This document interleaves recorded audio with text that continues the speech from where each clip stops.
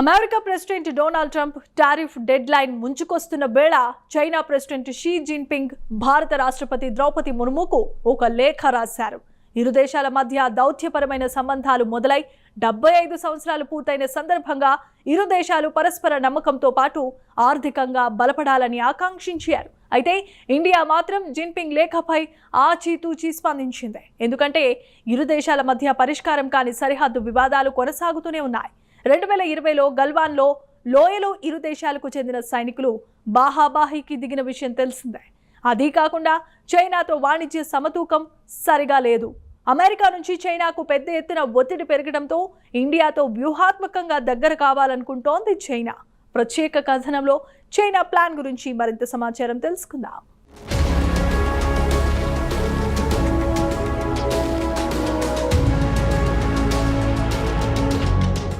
America president Donald Trump April 2 నుంచి ప్రపంచ దేశాల నుంచి వచ్చే దిగుమతులపై టారిఫ్ పెంచుతున్నట్టు ప్రకటించిన వెంటనే చైనాలో కలవరం మొదలయ్యింది. వెంటనే ఇండియా గుర్తుకొచ్చింది. ఇరు దేశాల మధ్య సరిహద్దు వివాదాలున్నా ఇండియాను చైనా ఎంత కవ్వించినా ఇండియా మాత్రం మౌనంగానే భరించింది. ఇంకా చైనా విషయానికి వస్తే దౌత్యపరంగా ఎక్కడ ఒగ్గాలో ఎక్కడ తగ్గాలో బాగా తెలుసు.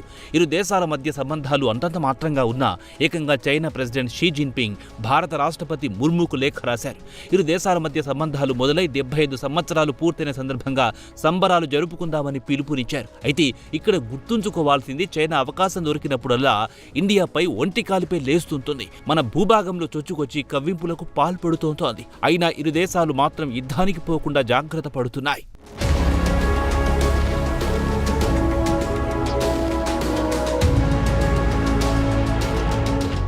గల్వాన్ సరిహద్దులో ఇరు దేశాల మధ్య 2020లో సైనికులు బాహాబాహీకి దిగారు.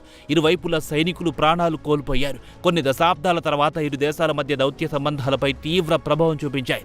అయితే ఇండియా చెప్పేదేమిటంటే సరిహద్దులో ఉద్రిక్తత కొనసాగుతున్నప్పుడు ఇరు దేశాల మధ్య సాధారణ సంబంధాలకు అవకాశం లేదని తేల్చి చెప్పింది. కాగా చైనా మాత్రం భారత్తో బలమైన సంబంధాలు కొనసాగించాలని చూస్తోంది. కాగా గత 4 సంవత్సరాల నుంచి ఇరు దేశాల మధ్య సంబంధాలు అంతంత మాత్రమే కొనసాగాయి. అయితే ప్రధానమంత్రి Narendra Modi China president Xi జిన్పింగ్ల మధ్య కాజాన్లో బ్రిక్స్ సదస్సులో ముఖాముఖి చర్చలు జరిపారు. ఇరువైపుల సరిహద్దుల నుంచి వారి దేశాలకు చెందిన సైనికులు వెనక్కి వెళ్లాలని అంగీకరించారు. అప్పటి నుంచి ఇరు దేశాల మధ్య సంబంధాలు కాస్త మెరుగుపడ్డాయి.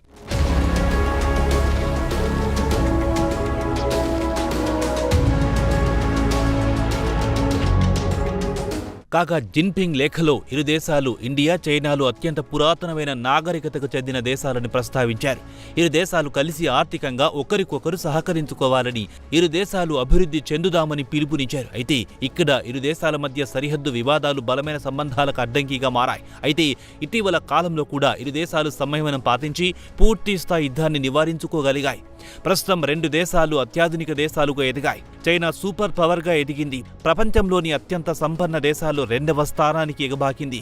చైనా వెనుకనే ఇండియా కూడా క్రమంగా ఆర్థికంగా పుంజుకుంటోంది. ప్రస్తుతం అత్యంత సంపన్న దేశాల్లో ఇండియా 3వ స్థానాన్ని ఆక్రమించింది. అదే సమయంలో 2 దేశాలు జనాభాలో ఒకదానితో ఒకటి పోటీ పడుతున్నాయి.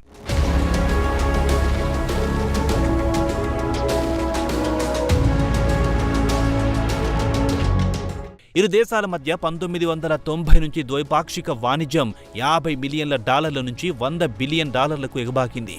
చైనాకు చెందిన చౌకరకమైన వస్తువులను ఇండియా దిగుమతి చేసుకుంటోంది. కాగా భారత మార్కెట్లో చైనాకు చెందిన చౌకరకమైన ఉత్పత్తులతో నిండిపోయింది. దీంతో దేశీయ పరిశ్రమలు దెబ్బతిన్నాయి. ఇక ఇండియా ఎగుమతుల విషయానికి వస్తే ప్రధానంగా రా మెటీరియల్ ఎగుమతి చేస్తోంది. అయితే ఇరు దేశాల మధ్య ద్వైపాక్షిక వాణిజ్యం విషయానికి వస్తే ఇండియా వాణిజ్య లోటు విపరీతంగా పెరిగిపోయింది. 2023-24 ఆర్థిక సంవత్సరానికి ఇరు దేశాల మధ్య ద్వైపాక్షిక వాణిజ్యం $101.7 బిలియన్ చేరింది. ఇంత పెద్ద మొత్తంలో వ్యాపారం జరిగినా ఇండియా వాణిజ్య లోటు మాత్రం విపరీతంగా పెరిగిపోయింది.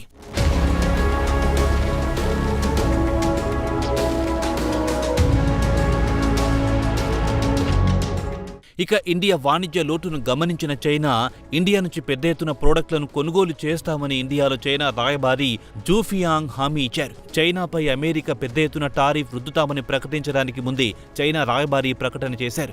ఇండియాతో కలిసి పనిచేయడానికి సిద్ధంగా ఉన్నామని చైనా రాయబారి తెలిపారు. చైనా మార్కెట్కు సరిపడ వస్తువులను ఇండియా నుంచి దిగుమతి చేసుకుంటామని ఇండియాలో చైనా రాయబారి చెప్పినట్టు చైనాకు చెందిన ప్రభుత్వ మీడియా గ్లోబల్ టైమ్స్ ఓ వార్తను ప్రచురించింది. 2023-24లో ఇరు దేశాల మధ్య ద్వైపాక్షిక వాణిజ్యం $101.7 బిలియన్ తేలింది.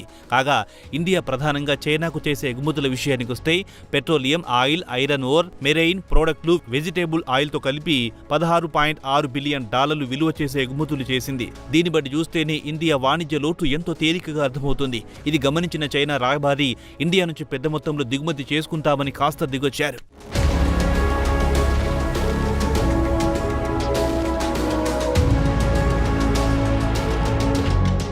అయితే ఏప్రిల్ 2 నుంచి ట్రంప్ ప్రపంచ దేశాల నుంచి దిగుమతి చేసుకునే వస్తువులపై టారిఫ్ విధిస్తున్నట్టు ప్రకటించారు. అయితే చైనా, ఇండియాలు మాత్రం అనైతిక వాణిజ్యానికి పాల్పడుతున్నట్టు ఆగ్రహం వ్యక్తం చేశారు. ఇక ట్రంప్ చెప్పేదేమిటంటే అమెరికా నుంచి దిగుమతి చేసుకునే వస్తువులపై ఇండియా, చైనాలు 100% సుంకం విధిస్తున్నాయని మండిపడ్డారు. అయితే ప్రధానమంత్రి మోదీ గత నెల ఓ పాడ్కాస్ట్లో మాట్లాడుతూ ట్రంప్ను ప్రశంసలతో ముంచెత్తారు. ట్రంప్ను ప్రశంసించిన ఇండియా ఎగుమతి చేసే వస్తువులపై పెద్ద ఎత్తున సుంకం బాధరాదని ఆయన పరోక్షంగా ట్రంప్ను వేడుకున్నారు. అదే పాడ్కాస్ట్లో చైనా ప్రెసిడెంట్ జిన్పింగ్తో కలిసి సరిహద్దు వివాదం పరిష్కరించుకుంటామని చెప్పారు.